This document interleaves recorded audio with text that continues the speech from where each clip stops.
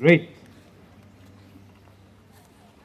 On my way here, I was driving behind a truck. And behind the truck, there was a message which I captured. And it said, ukiona unasomea course haina mkikuyu hata mmoja, wachana nayo, haina pesa. But I guess that message for the graduates is a bit too late now. You cannot change. So our founder, our guests, especially our graduates, our parents, good morning. Okay, I will do that one more time. That's the point where you respond. So I will take it one more time. Our founder, our chairman, esteemed guests, our graduates, parents, ladies and gentlemen, good morning. You know, today I have had a number of challenges. Challenge number one, when I got here, Mr. Caleb almost stopped me at the gate. I called Ruth and I told Ruth, what should I say? And Ruth told me, say you are the chief guest. But I told Ruth, I like to be modest. So please just come and help me. And Ruth graciously saved me from Caleb. And I was allowed in. Then when I got in, I found the second challenge when I was given my gown. Now the chairman and I had challenges, but our challenges were very different. Our chairman was that the gown could not fit. It almost looked like a crop top. As for me, I disappeared in the gown. I am still trying to adjust. But I am very, very happy to be here and to have a conversation with you. And when you learn communication, you're often told, when you give a speech, try as much as possible to look at the friendly faces. Because if you look at some faces long enough, your blood pressure might start going up. So you will forgive me if I gravitate towards this side, because this is where the energy is coming from. As you can see. And one Mr. Malala John.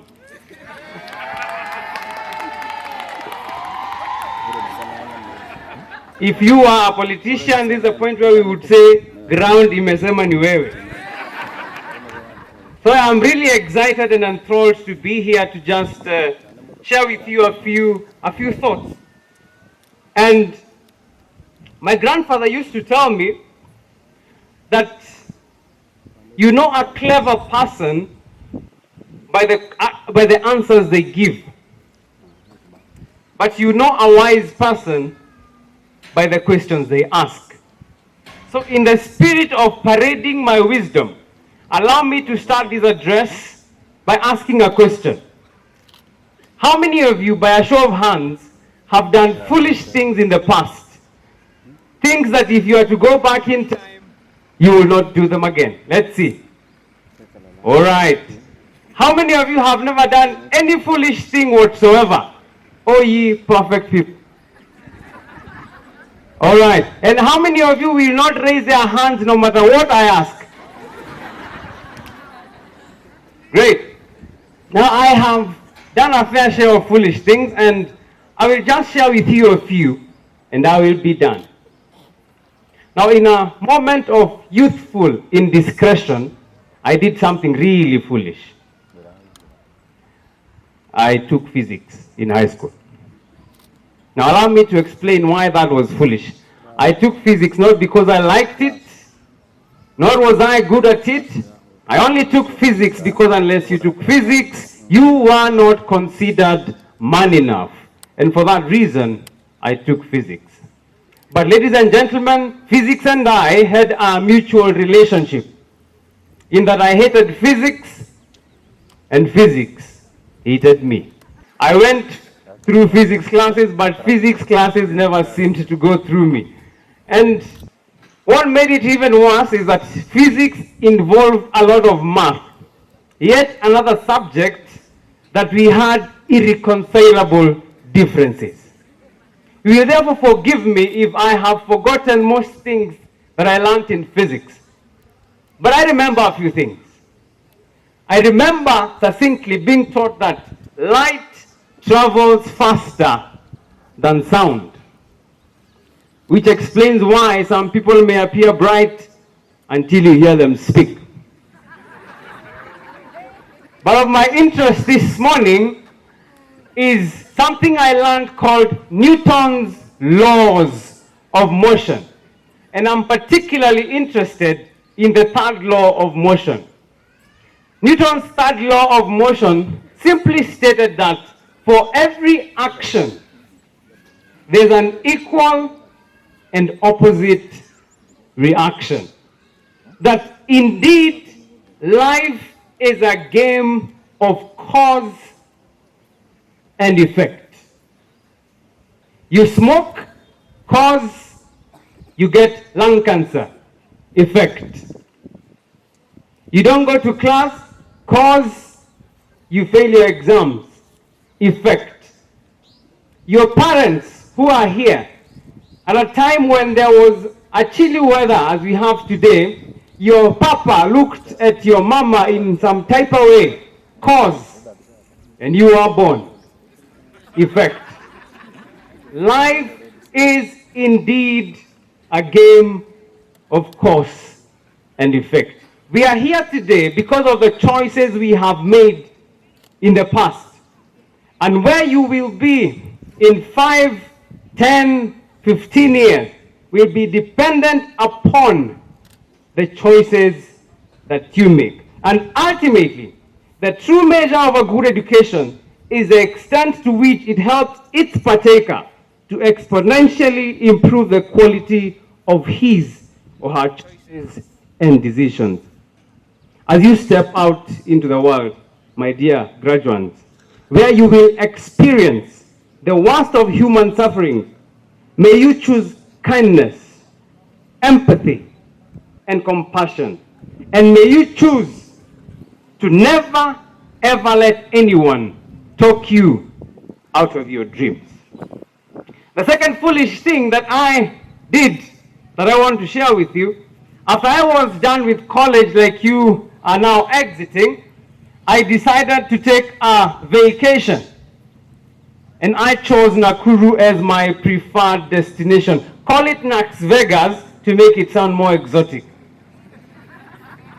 And off to the CBD of Nairobi I went. I had to use a matatu because of budgetary constraints. I had to use a matatu, so I went to the CBD, off Tomboya Street into Latema Road, and I scouted for a nice matatu. And I found one. I boarded the matatu and I sat at the back. Whenever I use a matatu, I make sure I sit at the back so that I can see everybody else. I don't like surprises. And the matatu was full, save for the middle seat at the back, right next to your chief guest. And being a Christian of good and regular standing, I prayed and I told God, please God, send somebody my way. Somebody I can talk to for the next 3 hours. I can make a new friend. Needless to mention, I believe you know who exactly I was praying for. And God in His majesty answered my prayer. As I looked at the door of the matatu, I saw a devastatingly beautiful descendant of Eve walking in. And in my heart of hearts, I knew she was not going to sit anywhere else but right next to me. Prayer answered. And I could tell from the onset that she was either an economist or an accountant, judging by the size of her outfit. She had totally saved on her capital expenditure. Her dress was like a good keynote speech. It was long enough to cover the subject matter, yet short enough to keep it interesting. And she came and sat right next to me. And ladies and gentlemen, I decided putting together what we now call pickup lines. Yes. And I was going to tell her things that would make angels blush. I thought of telling her, hey, you know, when your mama told you that she wanted the best for you, she was talking about me. I was ready to take that opportunity head on. And off Nairobi CBD, we went on to Wayakiwe, headed towards Nakuru. And whenever I travel, I make sure that I carry 2 packets of chewing gum. Why 2? One, of course, to make sure that I have fresh breath. You don't want your breath to be the deal breaker. But second reason why I carry 2 is so that in case I sit next to someone who is giving me stories I'm not interested in, I give them 1 to keep their mouth busy. And armed with good and fresh breath, I was now, and amazing pickup lines, I was now ready to take on this opportunity. But every time I was about to say something, I would tell myself, oh, 1 more kilometer, 1 more kilometer. And before I knew it, we were already in Naivasha. Not a single word said. In fact, I waited for too long. I started having opportunistic strategies. I told God, please God, make her sneeze. The only one be a pole. Just like that, start a conversation. She did not sneeze. Long story short, I saw a big billboard by National Bank saying, welcome to Nakuru. She alighted, and I watched her leave. And I have never seen her again. But like any good human being, I was left with the words of consolation. There is this thing they say that if you like someone, set them free. If they come back to you, it was meant to be. Ladies and gentlemen, she never came back. And I learned one lesson that I have carried to date. And I want you to carry home, even as you graduate, that God will not do for you that which you can do for yourself.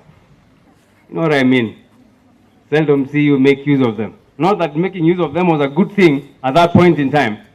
But he told me something that I have carried to date.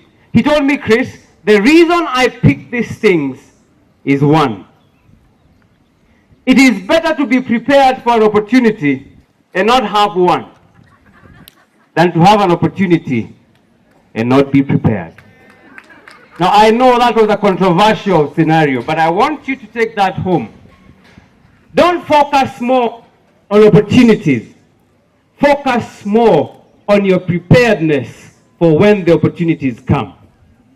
If I had a Range Rover Sport, a car that is desired by many, but I had an emergency, I wanted to sell it for 1 million shillings.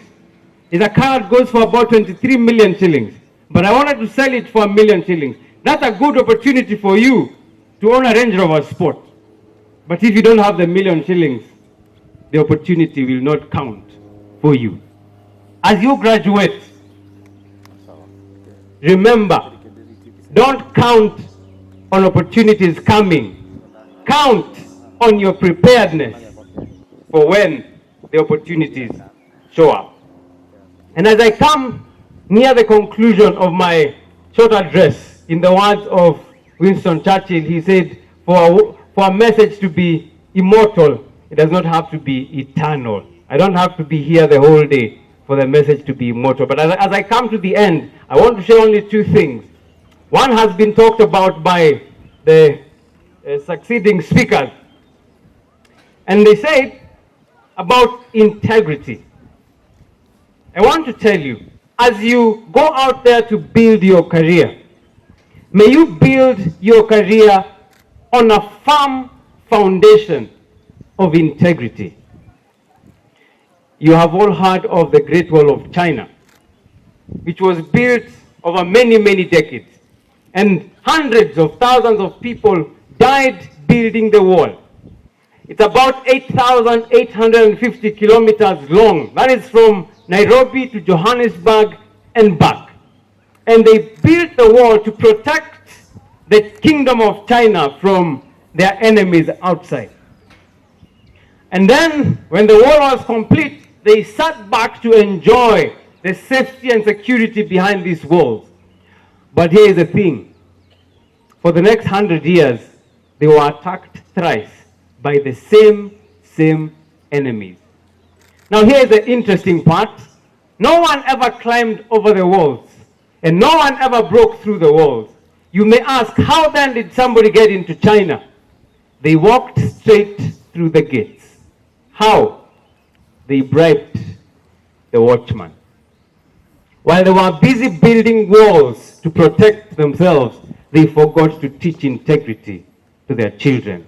And that was their downfall. Now I know you have been told you should know what you stand for, but I want to encourage you. It is more important to know what you stand on. May you stand on the firm foundation of integrity. And last but not least, there is a Bible verse that says, whatsoever your hand finds to do, do it with all your heart. I know people will say there's a shortage for jobs, but I can tell you for sure there's a shortage of workers. Because most people only do just enough not to get fired. That's why they only paid enough not to quit. But if you take it upon yourself to go that extra mile, the world will one day stop to celebrate you. I'm reminded of a gentleman called Booker T. Washington from the United States of America. And being a freed slave at the age of 12 years old, he desired nothing more than just an education.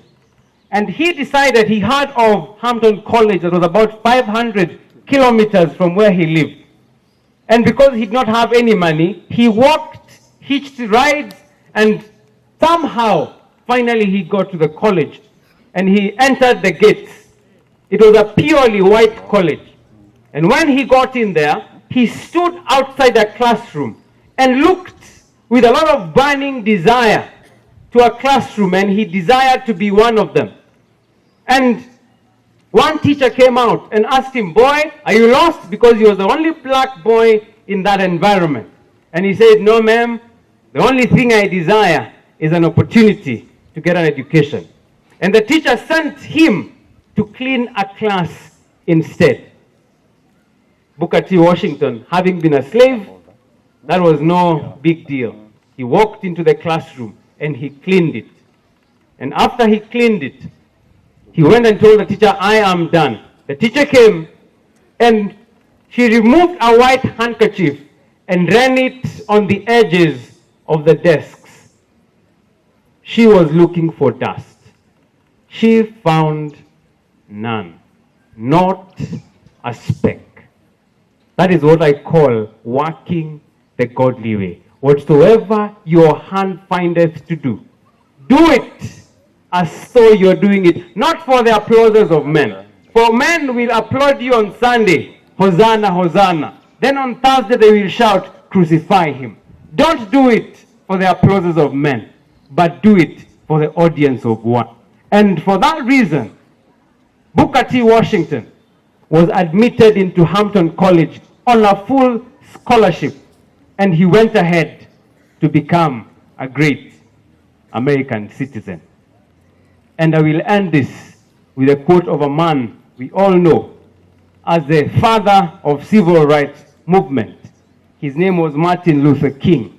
And he said, if a man is called to be a street sweeper, let him sweep the street even as Michelangelo painted, or Beethoven composed music, or Shakespeare wrote poetry. He should sweep streets so well that the hosts of heaven and earth will pause to say, here lived a great street sweeper who did his job well. May you be like that street sweeper. God bless you.